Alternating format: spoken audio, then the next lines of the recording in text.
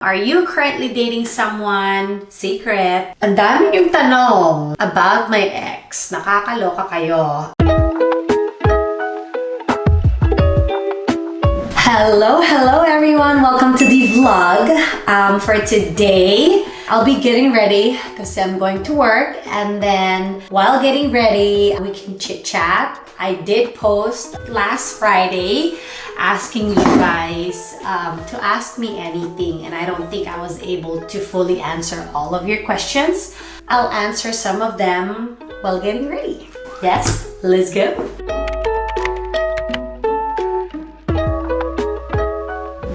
Alright, so naglagay na ako. I washed my face, usually with my vitamin C cleanser from Insta Natural, and then there's toner, and then now I'm gonna add this serum, COSRX. It's like a Korean brand. You can get them on Amazon. I love it. Kailangan ko ng extra hydration, especially during the winter months. Grabe mag-drying skin ko, and I find na grabe ako mag-break out around December to Feb. Anyways, so I used that, and then I'm gonna use the Tatcha Dewy Skin Cream. Kamusta naman kayo, guys? I was like so happy with all your questions, and I'm just so sorry hindi ko kayo nasagot. Let's see. First question. How do you move on from a breakup? Okay, that would be a first question talaga. How do you move on from a breakup? Take it one day at a time. Every breakup is different. I still remember the first breakup ko, yung puppy love, nakala mo yun na yun. Oh my gosh, I will never find someone again. Ganyan. Syempre teenager ka lang noon, but the breakups from before is super different from a divorce. I guess taking it one day at a time, just praying about it, pray for healing. And ilang beses ako talaga nagdasal kay Lord to help me to heal. And whenever you go through a breakup, right? This is like a good time for you to actually start and get to know yourself better. So if you're ending something, there's always the light at the end of the tunnel. And for me, I'm loving every single minute of my alone time, exploring, getting to know myself, kung ano talaga yung gusto ko. Of course, you're gonna cry. If you have to cry ng isang linggo or every day, go. You have to let your emotions out. You have to experience that. Just know that at the end of that suffering, you are definitely gonna become a stronger version of yourself. Are you still going back to acting from Kimberly Medina? I want to, but maybe I'll try it over here in the US. Kasi I think I've limited myself before dahil feeling ko, hanggang sa Philippines lang ako mag-artista. Limiting beliefs na feeling ko I'm not good enough dito sa America or whatever. But to be honest, this is the time to have a Filipino representation. It's about time for us. So I think I'm gonna go back to, hopefully soon, go back to acting classes and go from there. I do have an agent here in the US, and I'm just so thankful for them. They are based in Utah, but pwede naman ako mag-travel doon, and I can still do my auditions since right now they're not really doing in-person auditions. So carry pa rin. So yes, I'm gonna try here.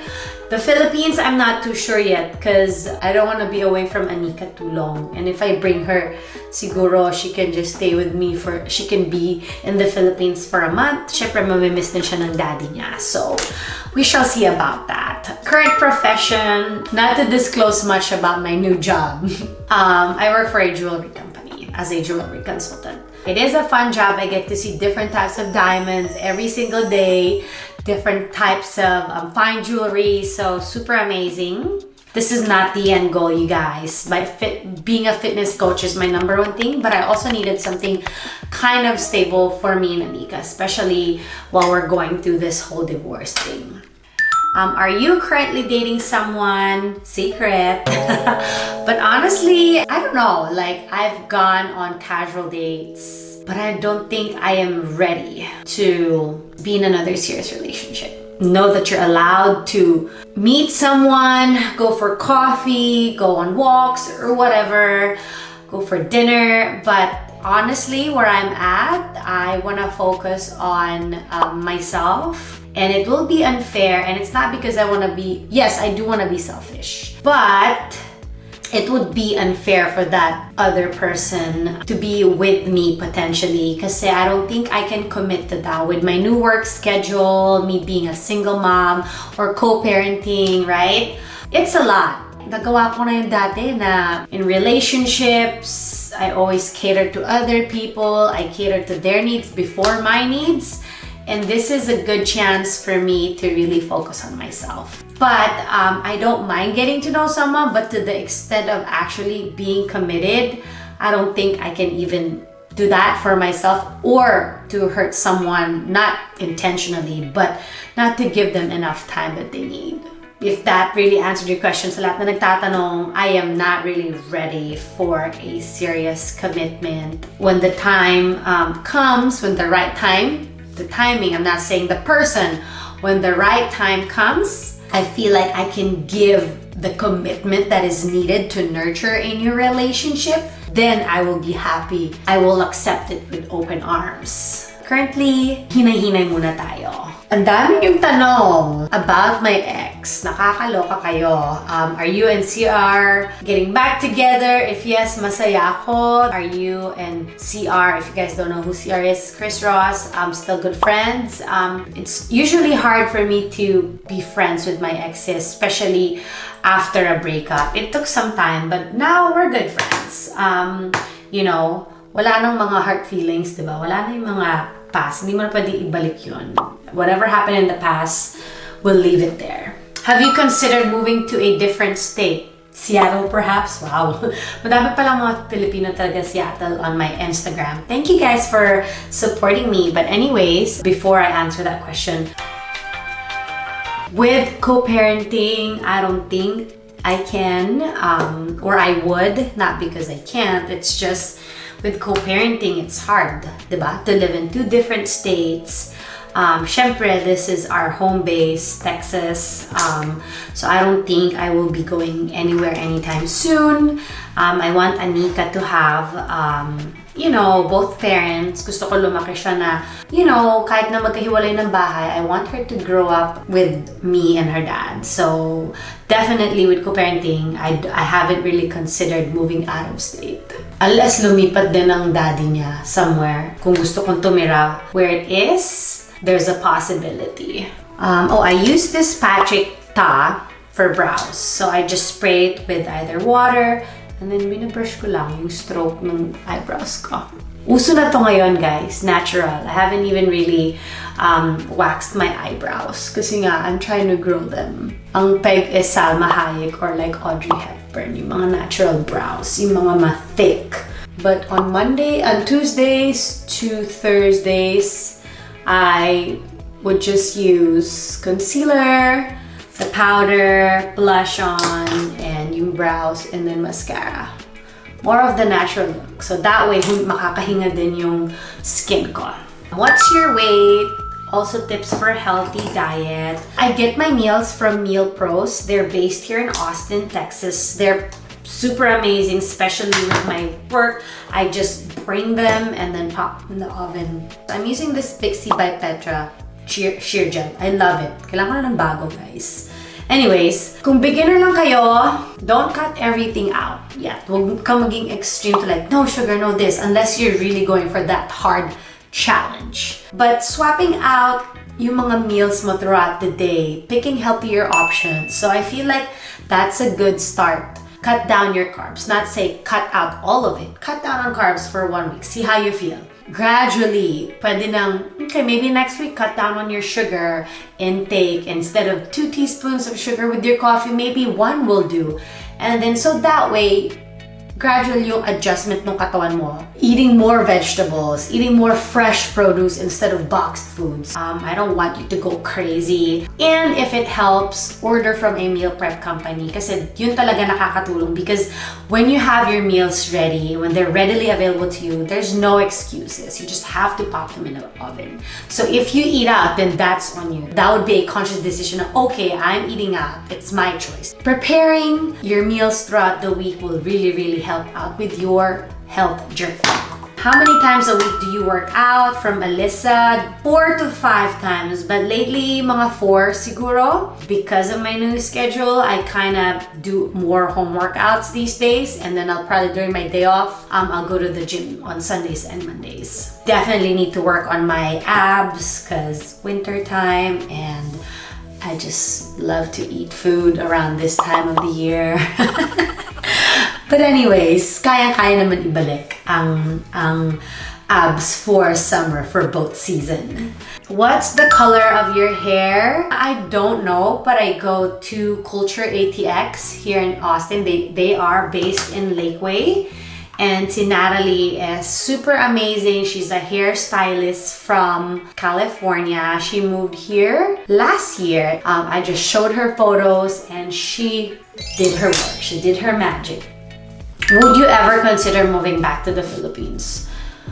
I'll go on vacation. I love the Philippines, pero I just got my citizenship. Sometimes I really do miss having a nanny. I do have a babysitter here from time to time if I have to go out.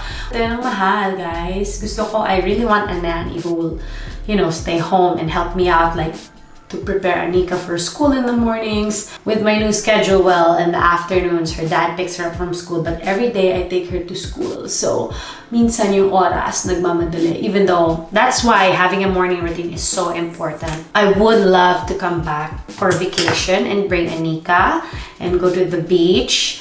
Maybe do some work here and there. But other than that, I think I will stay here in America. Next question from Chansey. I think I did answer this question. Going through a spiritual journey, it can feel lonely. Any tips? It will get lonely, but trust and believe that the Lord is guiding you. Or whatever spiritual journey you're going through right now, it will pay off. Sometimes you will lose friends, sometimes you will lose a family based on your beliefs, but you have to stand up for yourself. Know that there's always a light at the end of the tunnel, at the end of this journey, right? It is a forever journey. You're gonna constantly evolve through relationships, spiritual journey, yourself, discovery. Know that God is preparing you to find the right people who will be with you in this journey. The right people will show up. The ones that are not aligned with your goals, with your spiritual journey, will kind of need to step back and find their own. And it's just a hard pill that we have to swallow sometimes, and never apologize for sticking to your beliefs and to your core values, and for going through this journey with or without your friends. At the end of the day, it's for yourself, not for anyone else. Yun na yan. Sometimes, I feel like putting a little bit of bronzer today. Itong bronzer ko is from Too Faced. Yan na yun, guys. Magli-lipstick lang ako. I'm gonna use this Kiko Makeup by Milano. Pink. What I'll do is I'll refresh my hair and then, diba, mag-blow dry lang. When did you realize that divorce is the best decision for both of you and your daughter? It's not just me, and for me and my daughter, it's more so for my own sanity. I realized that we were really not aligned with, and nasabi ko na to before, like goals in life, core values, and I think I did neglected some of I would say my red flags. My red flags might not be a red flag to you because we're all different, but I neglected things na importante pala sa akin. Like personal development is really important to me, and if someone is not willing to work on that could, and I'm not just saying him, it's for everybody. Yun na nga, if misaligned kayo of what you think of a union is, then you guys will never meet halfway. I think it's just with my whole spiritual journey, personal development, feeling ko parang naiwan ko siya. Like, we just couldn't agree on a lot of things. There are also other things that I feel like it's toxic for me. There are things na I would no longer accept. It was just, I think, the perfect thing for me to do, to also show my daughter that you can empower yourself. You can leave a relationship if it's not serving you well, if it's messing up with your emotional, if you're always on emotional distress, if you're not growing and you're just constantly emotionally distressed, then you can leave that type of relationship. Yung mga words na sinasabi sa'yo is not good. It's not me being, righteous or anything, but you have to watch your words. The way we say things, sometimes it could really affect someone. Words cut deep. Sometimes when we're angry, we'll say things and then apologize for it. But it is hard for me to forget those things because parang naka-ingrain na siya sa akin. And sometimes you end up believing them, even though they're not true. Always speak with kindness. When it's pertaining and you're actually pointing finger and telling someone a specific thing and it's degrading, I will empower you that you don't deserve that. That you can, and the only way to show your kids is by doing it. Even if I tell my child, Anika, that you don't allow someone to treat you like this, and she sees that I'm being treated a certain way or that I let someone talk to me a certain way, then they're just gonna copy that. They're gonna think that it's okay. So I had to really decide. My life was comfortable financially and all of that, and my marriage, but was that enough for me to stay? No.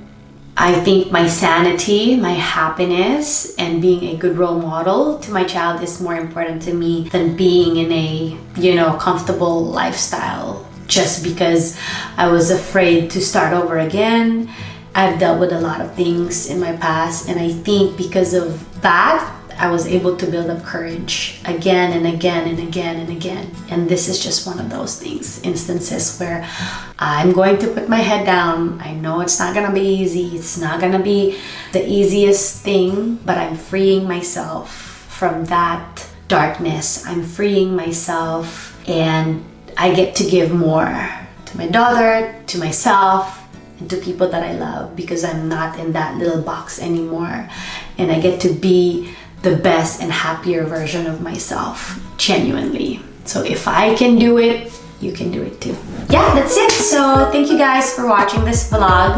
I'm gonna go change, and I'll see you guys next week.